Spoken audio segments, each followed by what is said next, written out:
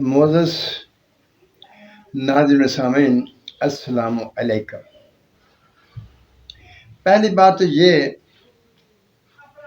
کہ مجھے خود بھول جاتا ہے کہ میں نے کب آپ سے کہا تھا، آپ سے عرض کی تھی، گزارش کی تھی کہ میرے چینل کو سبسکرائب بھی کر لیا کیجئے، اور اگر ہو سکے تو اس کو شیئر بھی کر لیا کیجئے اگر آپ کو میری باتیں اچھی لگیں تو۔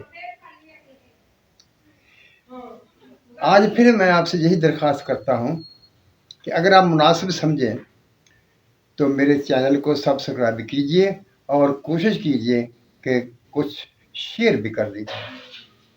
آج کا موضوع جو ہے وہ ہے اسلامی نظام حکومت۔ ہمارے علماء کرام کچھ دیر بعد، کبھی کبھی 2 سال بعد، 4 سال بعد، 5 سال بعد شور مچا دیتے ہیں، تگو شروع کر دیتے ہیں کہ ہم نے ملک میں اسلامی نظام قائم کرنا ہے۔ میں نے بہت سے لوگوں سے پوچھا، بتائیے کوئی اسلام نے ایسا نظام حکومت دیا ہے جس کو ہم اسلامی نظام حکومت کہہ سکتے ہیں؟ جو آدمی بھی اس سوال کا جواب دیتا ہے وہ کسی نظام کی خوبیوں کو بیان کرنا شروع کر دیتا ہے اور نام لیتا ہے اسلامی نظام کا۔ اس میں لوگوں کی فلاح کے لیے کام ہوگا، لوگوں کی بہبود کے لیے کام ہوگا، کسی پر زیادتی نہیں ہوگی، کسی کی حلقہ تلفی نہیں ہوگی۔ آپ بتائیے کیا یہ نظام کا نام ہے؟ یہ تو وہ صفات ہیں، یہ تو وہ مقاصد ہیں جو حکومت کے ہوتے ہیں، اس نظام کے ہوتے ہیں جو وہ حاصل کرنا چاہتا ہے۔ میں نے بہت کوشش کی کہ مجھے کہیں سے ایسا کوئی سراغ مل سکے جہاں سے میں اسلامی نظام کو ڈھونڈ سکوں۔ سچی بات ہے، مجھے تو کوئی ایسا نہیں ملا جس کو میں اسلامی نظام کہہ سکوں۔ میں نے جتنی کتب دیکھی، جتنی تحقیق کی، جتنے لوگوں سے پوچھا، سب نے مجھے صفات بتائیں، وہ مقاصد بتائے جو کسی نظام کے ہو سکتے ہیں، لیکن نظام کسی نے نہیں بتایا، اور نہ وہ علماء کرام ہمیں بتاتے ہیں جو اسلامی نظام کے لیے تگ و دو کرتے ہیں، کوشش کرتے ہیں، دعوے کرتے ہیں۔ آج پھر میں کہہ رہا ہوں، اگر کسی شخص کو، کسی صاحب علم کو اس بات کا علم ہے کہ اسلامی نظام یا اسلامی نظام حکومت کیا ہے، اس کے مدارج کیا ہیں، اس کا طریقے کیا ہیں، یعنی اس میں کیا کیا چیزیں شامل ہیں جو بطور ادارہ موجود ہوں، وہ بتا دے۔ آپ یہاں کہیں گے کہ تم باتیں تو کر رہے ہو، سوال کر رہے ہو، کچھ تم جانتے ہو تو تمہیں بتا دو۔ آئیے، جو کچھ میں جانتا ہوں وہ میں آپ کے سامنے رکھ دیتا ہوں اور میری تحقیق کا نچوڑ ہے۔ سب سے پہلے ہمیں دیکھنا ہوگا کہ ریاست کیا ہے اور حکومت کیا ہے۔ حکومت یعنی نظام کیا ہے۔ سیاسی لحاظ سے اگر ریاست کی تعریف کی جائے تو وہ یہ ہے کہ لوگوں کا ایک گروہ، چاہے وہ ایک نسل سے ہوں یا مختلف دعاوی کے تحت متحد ہو گئے ہوں، اور ایک مخصوص علاقے پر اپنا اقتدار اعلیٰ بحال کر لیں، اس کو تسلیم کروا لیں، تو وہ ریاست بن جاتی ہے۔ یعنی ریاست کے لیے ایک مخصوص لوگوں کے ایک مخصوص گروہ کا اجتماع اور ایک مخصوص رقبے پر ان کا کنٹرول ہونا ریاست کی بنیاد ہے، وہ ریاست بن جاتا ہے۔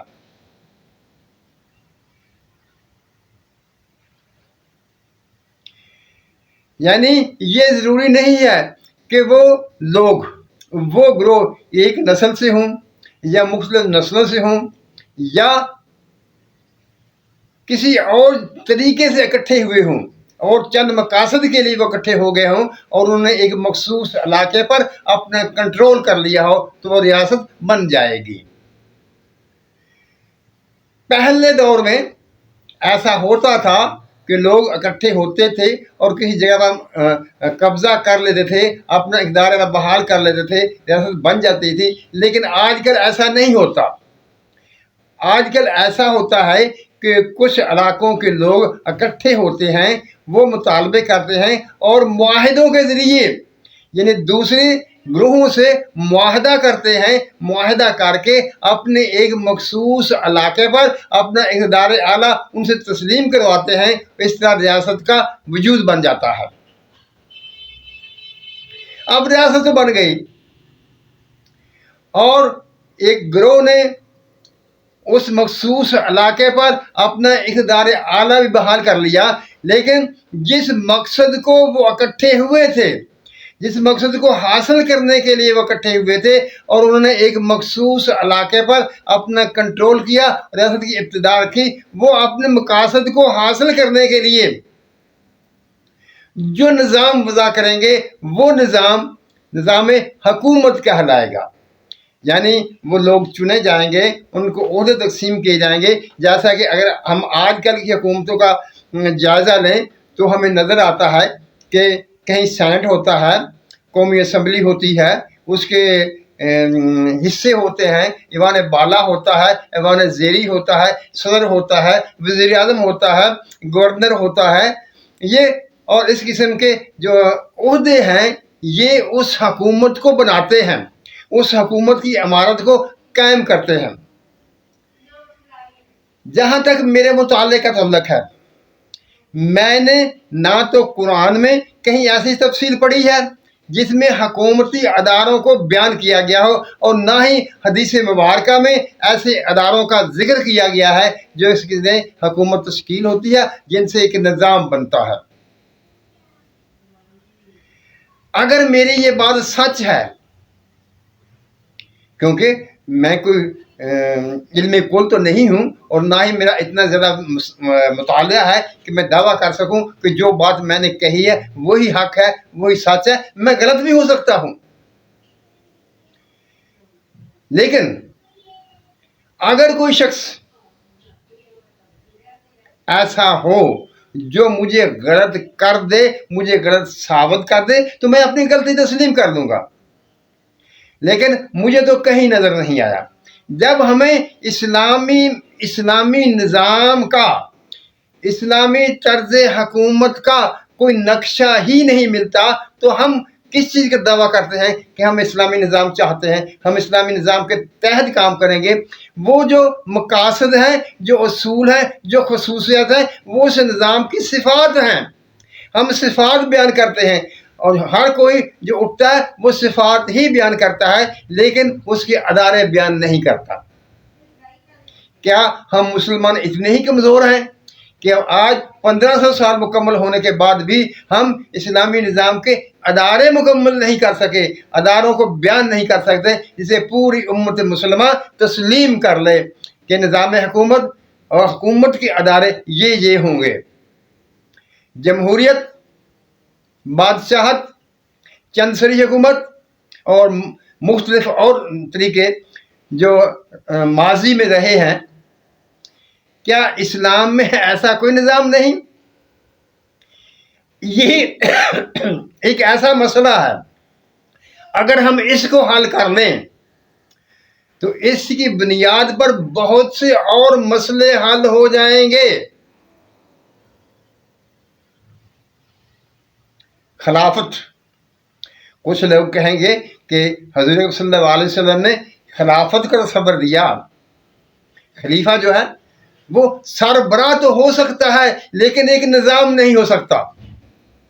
मेरा मतलब उन अदारों से है जो हुकूमत अपने मकासद को हासिल करने के लिए कायम करती है। वो इस्लाम ने कौन कौन से अदारे कायम किए हैं, उनकी तंजीम किस तरह से है, उनके सरबराहान का चुनने का तरीक़ेकार क्या होगा, क्या जो इस्लाम ने एक मुसलमान की सिफ़ात बयान की हैं वही सिफ़ात हर किस्म के, हर शख्स के, हर ओहदे के शख्स के लिए हम कहेंगे यही वो खसूसियात है जो एक शख्स में होनी चाहिए।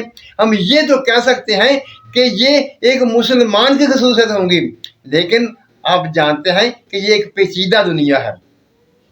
यहाँ साइंस भी है, यहाँ सनत भी है, यहाँ पर इंजीनियरिंग भी है और बहुत कुछ है। बहुत सी चीज़ें बनती हैं, बहुत से जंगी हथियार बनते हैं। क्या उनको बनाने के लिए हमें किसी चीज़ की ज़रूरत नहीं है, किसी इल्म की ज़रूरत नहीं है? क्या उन अदारों की ज़रूरत नहीं है जो वो इल्म हमें मुहैया करें और उनकी तदवीन की, उनके इंतज़ाम की, उनको किस तरह से चलाया जाएगा, उनके लिए कौन कौन से अदारे कायम किए जाएंगे, इसकी ज़रूरत नहीं है।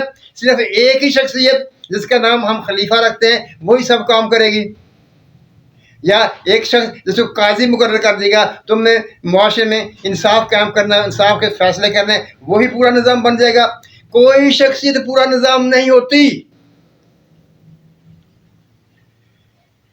निज़ाम एक तंजीम का नाम है, नज़म का नाम है, और उसमें बहुत से लोग होते हैं, बहुत से मरातब होते हैं, बहुत से लोग काम करने वाले होते हैं, फिर जाकर कहीं वो निज़ाम बनता है। उसकी बहुत सी सतहें होती हैं, कोई ऊपर की सतह होती है, कोई दरमियानी सतह होती है, कोई नीचे की सतह होती है, तब जाकर निज़ाम बनता है। मेरा आपसे सवाल है कि मैंने ये बातें जो आपके सामने रखी हैं, अगर मैं गलत हूँ और आप जानते हैं कि इस्लाम ने कुछ अदारे कायम किए हैं, अदारे कायम किए हैं, अदारों की सिफात नहीं, मुसलमानों की सिफात नहीं, निज़ाम की सिफात नहीं, वो अदारे चाहिए जो हुकूमत चलाने के लिए ज़रूरत है, आप जानते हैं तो बड़ा मेहरबानी आप ही बता दीजिए, किसी वीडियो में डाल दीजिए, कोई कालम लिख दीजिए, कोई मजमून छाप दीजिए, ताकि लोगों को पता तो चले कि इस्लामी निज़ाम क्या है, किसे हम इस्लामी निज़ाम कहते हैं। निज़ाम होना तो चाहिए, ये एक ज़रूरत है। हम दूसरों की नकाली जब तक करते रहेंगे तो हम कामयाब नहीं होंगे। हमें अपने इस्लामी असूलों के मुताबिक अदारे कायम करने होंगे, जिसे हम इस्लामी निज़ाम कह सकें, इसे इस्लामी हुकूमत के अदारे कह सकें। मोअज़्ज़ज़ नाज़रीन सामीन, मेरा काम सिर्फ यही है कि मैं जिस चीज़ को समझता हूँ कि वो एक अहम है, मैं उसके बारे में अपनी सोच आपके सामने रख देता हूँ और आपको कहता हूँ, आपसे अर्ज़ करता हूँ, दरख्वास्त करता हूँ कि खुदारा आप इस पर सोचिए और समझिए और कुछ चीज़ें इसके बारे में जो आप जानते हैं वो बयान कीजिए, ताकि एक अच्छी सूरत हमारे सामने आ सके। मुअज़्ज़ज़ नाज़रीन सामीन, अल्लाह ताला हम सब पर रहमतों की बारिश करे, हमें सच बोलने, सच सुनने और सच पर कायम रहने की तौफीक अता फरमाए। आमीन। अल्लाह हाफिज़।